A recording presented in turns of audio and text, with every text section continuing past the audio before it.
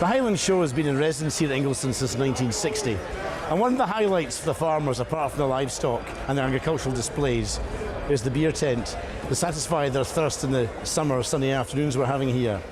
This is the first time the tent specialises in Scottish real ale, and we've seen some of the products here on the shelves of our supermarket in bottle form.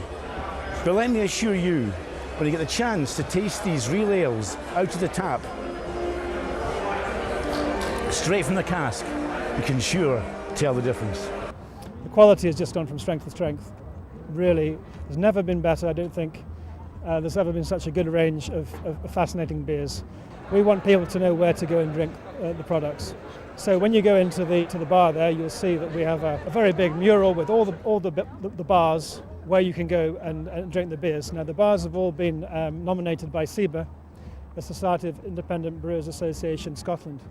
And it's a great organisation, and they're promoting Scottish beer.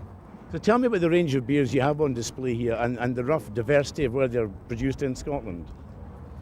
Well, the beers are from all over Scotland. As far north as Orkney, where we have the Orkney Brewery and the Highland Brewery, down to Steve Stewart's brewery in Edinburgh.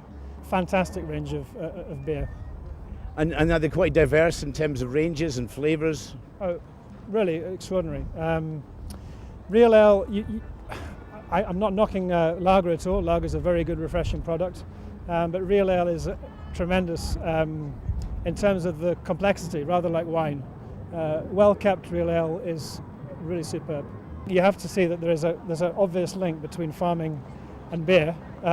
We've got all the farmers coming to the show who grow the barley.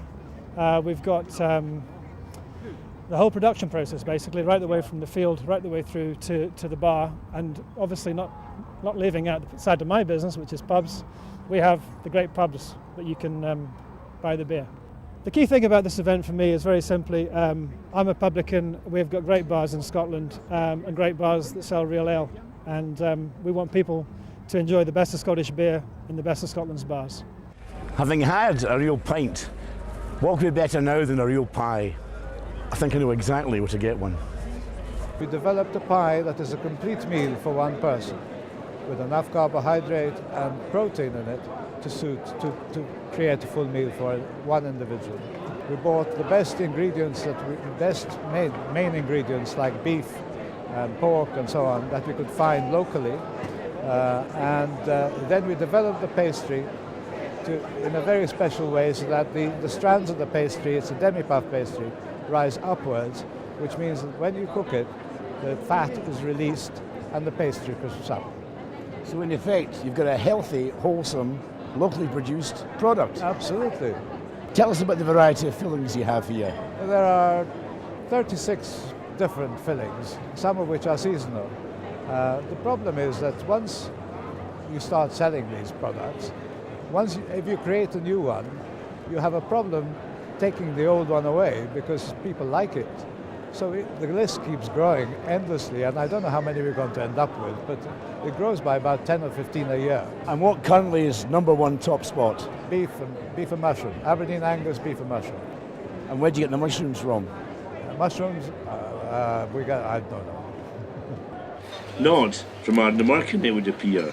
Robert Dunn has developed on the peninsula a Chinese fungi culture method using a sawdust and wood chip block so that you can grow your own mushrooms in a controlled fashion.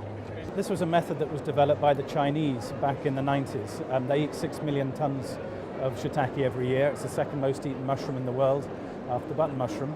And they found that growing on logs was a very slow and unreliable business. So they came up with this method where if you break up the wood into wood chips and shavings, the mycelium, which is like the mushroom roots, can race through the mixture, colonize it quickly, and then the mushrooms come in a fraction of the time. The thing I'm proudest about is that we've come up with a system and a method for letting the general public use this at home, because this is how commercial shiitake is grown, but we're the only company in the UK to sell them to the general public, and that seems to go down very well. Right, without further ado, I'm going to taste this. It looks terrific.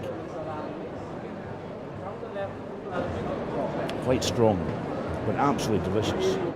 And being very much a mushroom lover, how do you prefer cooking your produce? Well, The problem I've got is that my kids are fed up with eating shiitake, so actually we don't eat as much shiitake as we would like to, but I think fried up and put in an omelette, they're just unbeatable, especially with our own eggs from our own chickens. It's good to know that growing your own fungi from a block can not only satisfy your stomach, but be very pleasing on the eye.